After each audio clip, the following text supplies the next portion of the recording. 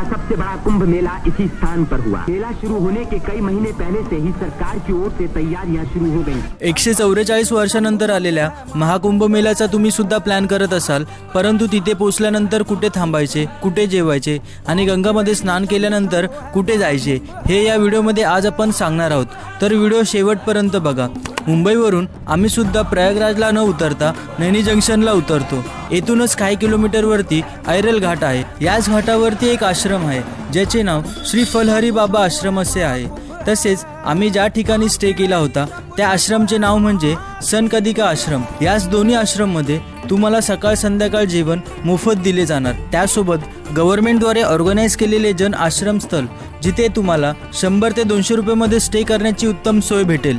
या ठिकाणी काही प्रसिद्ध मंदिर आणि घाट आहेत जसे संगम घाट, बडा हनुमान मंदिर, श्री आदि विनमा शंकर मंडपा, अक्षय वाटिका, पातालधारी मंदिर, श्री नागवासुकी मंदिर आणि शेवटचे म्हणजे शिवालय पार्क जिथे तुम्हाला 12 ज्योतिर्लिंगचे दर्शन करता येणार। हे तुम्ही एका दिवसात करू शकता आणि सायंकाळची गंगा आरती करायला विसरू नका। तर मित्रांनो, व्हिडिओ इन्फॉर्मेटिव्ह वाटला असेल तर आपल्या मित्रांना नक्की शेअर करा।